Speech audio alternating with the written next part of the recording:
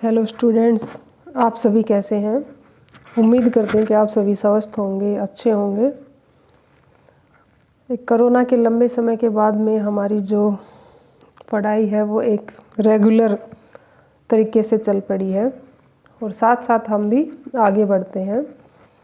तो आज का जो हमारा टॉपिक रहेगा वो जो हमारी समष्टि अर्थशास्त्र की बुक है, जो हमारी 12th क्लास की बुक है, उसका सेकंड चैप्टर है समष्टि अर्थशास्त्र की कुछ मूल धारणाएं।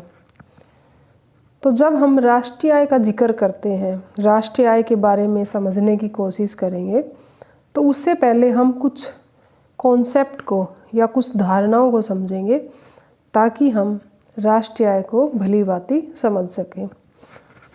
तो जो ये हमारा चैप्टर है, इसमें हम कवर करेंगे वस्तुओं के प्रकार कि वस्तुएं कैसी कैसी होती हैं, अंतिम वस्तुएं और तथा मध्यवर्ती वस्तुएं, उपभोग वस्तुएं तथा पूंजीगत वस्तुएं।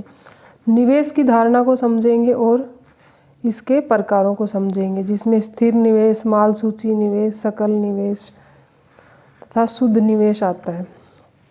और मूल्यह्रास को समझेंगे, साथ ही साथ हम स्टॉक तथा प्रवाह को समझेंगे। जो आज का जो हमारा वीडियो है उसमें हम जो डीपली हम समझेंगे वो अंतिम वस्तुओं और मध्यवर्ती वस्तुओं को समझेंगे। तो चलिए आगे बढ़ते हैं। तो सबसे पहले हम बात करेंगे वस्तुओं की कि वस्तुओं के प्रकार में जो है सबसे पहले आती हैं अंतिम वस्तुएं तथा मध्यवर्ती वस्तुएं। तो अंतिम वस्तुओं को फाइनल गुड्स हम इंग्लिश में बोलते हैं और मध्यवर्ती वस्तुएं हैं उनको इंटरमीडिएट गुड्स बोला जाता है। तो हम सबसे पहले जो फोकस हमारा रहेगा वो अंतिम वस्तु पर, जिसको हम फाइनल गुड्स कहते हैं। तो सबसे पहले हम जानने की कोशिश करते हैं कि आखिर ये अंतिम वस्तुएं होती क्या हैं। तो वस्तुएं तो आप सभी को पता ही होगा, जो भी चीज़ें हैं जो हमारी आवश्यकताओं की पूर्ति करती हैं तो वो वस्तुएं कहलाती हैं। नॉर्मली हम सब जानते हैं, लेकिन इनके भी प्रकार हैं जो कि हम समझने जा रहे हैं। तो अंतिम वस्तुएं वे वस्तुएं होती हैं जो उत्पादन की सीमा रेखा को पार कर चुकी हैं और अपने अंतिम प्रयोगकर्ता द्वारा प्रयोग के लिए तैयार हैं। जो वस्तुएं हैं वो एक उत्पादन की क्रिया से गुजरती हैं। उत्पादन की क्रिया से गुजरने के बाद ही हमारे प्रयोग के लायक बनती हैं। तो जब जो अंतिम वस्तुएं हैं वो उनकी जो उत्पादन की जो सीमा रेखा है, मतलब जो भी उनके साथ प्रोसेस होनी है, जिस भी तरीके की उनकी मूल्य में वृद्धि होनी है, वो सारी क्रियाएं हो चुकी होती हैं और अब वो हमारे प्रयोग के लिए तैयार हैं। तो उस तरह की वस्तुओं को अंतिम वस्तुएं बोला जाता है कि हम उनको इस अवस्था में हैं कि हम अपनी ज़रूरत की या आवश्यकता के अनुसार हम उनका प्रयोग कर सकें। तो अंतिम प्रयोगकर्ता, तो इसमें एक बात आई है कि वो वस्तुएं अपने अंतिम प्रयोगकर्ताओं द्वारा प्रयोग के लिए तैयार हैं। तो ये अंतिम प्रयोगकर्ता हैं कौन? तो ये दो तरीके से हैं अंतिम प्रयोगता। एक तो उपभोक्ता है और दूसरे उत्पादक होते हैं। तो ये जो उपभोक्ता हैं वो कौन लोग हैं? उपभोक्ता तो सभी हैं, जिसको कंज्यूमर बोला जाता है, जो अपनी आवश्यकताओं की पूर्ति के लिए वस्तुओं और सेवाओं को क्या तो डायरेक्टली कंज्यूम करते हैं या उनकी ज़रूरत के अकॉर्डिंग जो भी हमारी ज़रूरतों को सेटिस्फाई करती है, संतुष्ट करती हैं, हम अलग अलग रूप में उनका प्रयोग करते हैं। तो उपभोक्ता हम लोग हैं। और उत्पादक वो लोग हैं जो उन वस्तुओं और सेवाओं को अन्य वस्तुओं के उत्पादन में प्रयोग करते हैं। तो अंतिम प्रयोगता दो हो गए, प्रयोगकर्ता, उपभोक्ता तथा उत्पादक। अंतिम वस्तुओं को प्राय दो भागों में बांटा जाता है। अंतिम उपभोक्ता वस्तुएं, जिसमें जैसे मक्खन और डबल रोटी आती हैं, और सेकंड है अंतिम उपभोक्ता उत्पादक वस्तुएं, जैसे ट्रैक्टर और हार्वेस्टर। तो ये उत्पादक वस्तुएं हैं। जिस ट्रैक्टर का हम खेती में प्रयोग करते हैं कल्टीवेशन के लिए, हार्वेस्टर का भी प्रयोग करते हैं हम खेती में उत्पादन के लिए। नेक्स्ट पेज की तरफ मूव करते हैं।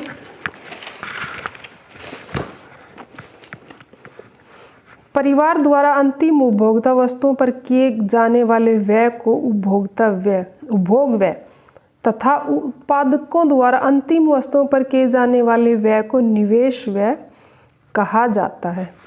जो उपभोक्ता वस्तुओं और सेवाओं को के प्रयोग के लिए, उनको खरीदने के लिए जो भी व्यय करते हैं तो कैसा व्यय बोला जाएगा? उपभोग व्यय। और जो अभी हमने बात करी थी कि जो अंतिम वस्तुएं हैं उनके एक प्रयोगकर्ता उत्पादक हैं, तो जो आगे वस्तुओं और सेवाओं क्या करते हैं? उत्पादन, उसके लिए उनका प्रयोग करते हैं। तो वो जब व्यय करते हैं तो उनके व्यय को बोला जाता है निवेश व्यय। अंतिम वस्तुओं पर व्यय। तो अंतिम वस्तुओं पर व्यय दो तरीके से हो गया। उपभोक्ता करते हैं वो उपभोग व्यय, जमा जो उत्पादक करते हैं वो निवेश व्यय। केवल अंतिम वस्तुओं को ही राष्ट्रीय उत्पाद अथवा राष्ट्रीय आय के अनुमान में सम्मिलित किया जाता है। जब हम राष्ट्रीय आय की गणना करते हैं या राष्ट्रीय उत्पाद की गणना करते हैं तो उसमें केवल अंतिम वस्तुओं को ही शामिल किया जाता है। ये एक ध्यान रखने का विषय है। नेक्स्ट हम समझेंगे कि मध्यवर्ती वस्तुएं। तो मध्यवर्ती वस्तुएं होती क्या हैं? तो मध्यवर्ती वस्तुएं वे वस्तुएं हैं जिन्होंने अभी तक उत्पादन की सीमा रेखा को पार नहीं किया है, कि अभी उनके जो मूल्य में अभी कुछ वृद्धि होनी है, वो उत्पादन की प्रक्रिया को पूरा नहीं कर चुकी हैं, अभी सीमा रेखा के अंदर ही है। तो अभी उन वस्तुओं को क्या कहा जाता है? मध्यवर्ती वस्तुएं।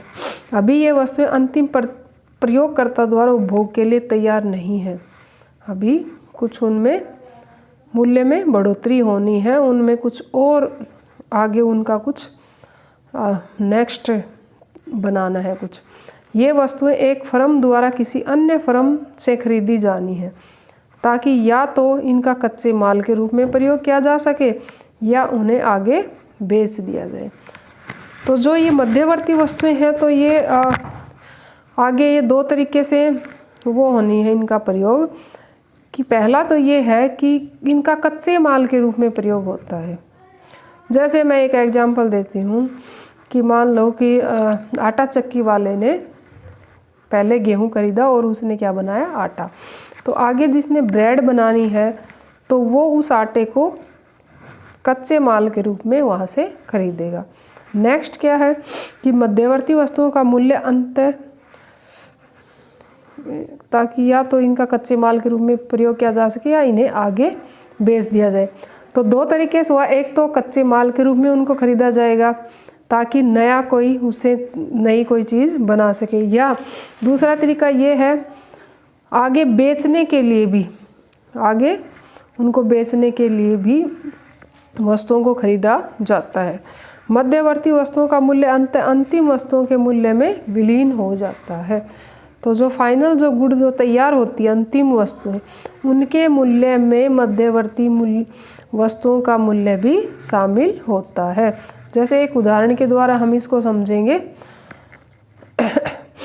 जब एक बढ़ई 5,000 मूल्य की लकड़ी खरीदता है तो इसे 10,000 रुपये मूल्य की कुर्सियों में बदलता है, तब कुर्सियों के मूल्य में लकड़ी मध्यवर्ती वस्तु का मूल्य भी शामिल होता है।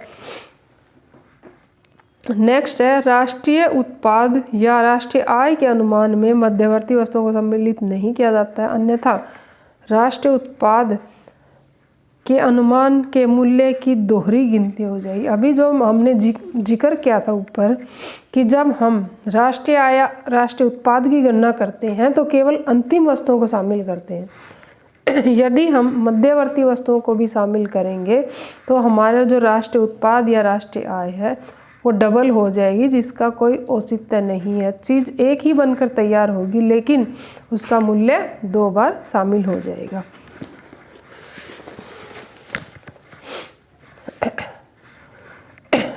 मध्यवर्ती वस्तुओं पर व्यय, तो एक लेखा वर्ष के दौरान उत्पादकों द्वारा मध्यवर्ती वस्तुओं पर किया जाने वाला व्यय मध्यवर्ती उपभोग व्यय कहलाता है, एक लेखा वर्ष की अवधि के दौरान। तो सकल मूल्य वृद्धि को समझते हैं, तो उत्पादन का मूल्य, जैसे अभी कुर्सियों की बात करी थी, माइनस मध्यवर्ती उपभोग, तो उत्पादन के मूल्य में से मध्यवर्ती उपभोग को घटा दिया जाता है, तो हमारे सामने क्या निकल के आती है, सकल मूल्य वृद्धि अथवा उत्पादकों का सकल उत्पाद। तो नेक्स्ट है, एक ही वस्तु अंतिम अथवा मध्यवर्ती हो सकती है। तो ये वस्तु के प्रयोग पर निर्भर करता है कि वह वस्तु अंतिम वस्तु है या मध्यवर्ती वस्तु है। तो जैसे चीनी का प्रयोग हम जैसे चाय बनाने के लिए करेंगे, तो उसका वो फाइनल प्रयोग हो गया, अंतिम प्रयोग। या फिर चीनी का आगे मिठाई बना के उसको बेचने में प्रयोग किया जा सकता है, तो वो उसका कैसा प्रयोग हो गया, मध्यवर्ती उपभोग या प्रयोग। वस्तुओं का अंतिम उपयोग ही महत्व रखता है। एक अर्थव्यवस्था के लिए जब राष्ट्रीय आय वगैरह की गणना करते हैं, तो हम वस्तुओं का कौन सा उपयोग को शामिल करते हैं, अंतिम उपयोग को ही शामिल करते हैं। अब हम इन दोनों के अंतर को समझेंगे, किसको, मध्यवर्ती वस्तुएं और अंतिम वस्तुएं, ताकि हम इनके बीच में हमें कोई कहीं पे भी कोई डाउट या संशय ना रहे। तो सबसे पहले है, लेखा वर्ष के दौरान इन वस्तुओं का उपभोग कच्चे माल के रूप में। तो मध्यवर्ती वस्तुएं हैं वो अन्य वस्तुओं के लिए कच्चे माल का कार्य करते हैं। अंतिम वस्तुएं इनका उपयोग कच्चे माल के रूप में नहीं होता, क्योंकि ये हमारे लिए अंतिम उपयोग के लिए होती हैं।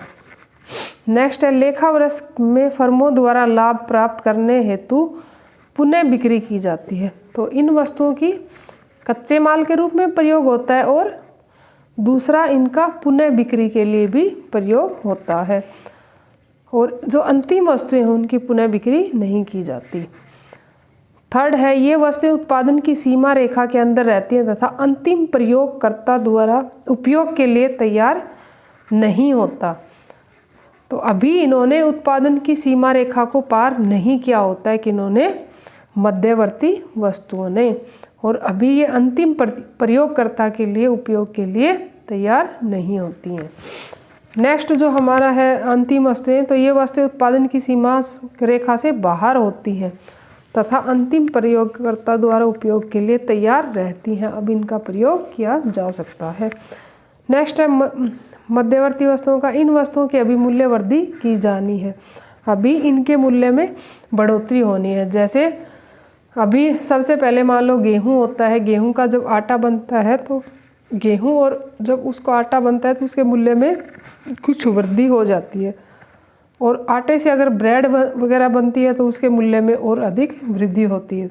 तो इस तरीके से जो मध्यवर्ती वस्तुएं हैं उनके मूल्य में अभी बढ़ोतरी होनी है, लेकिन जो फाइनल वस्तुएं, अंतिम वस्तुएं, उनके मूल्य में कोई वृद्धि अब नहीं होनी।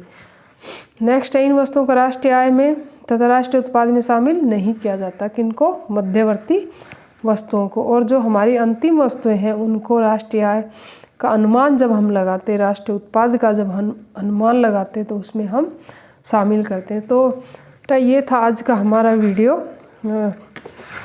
Thank you.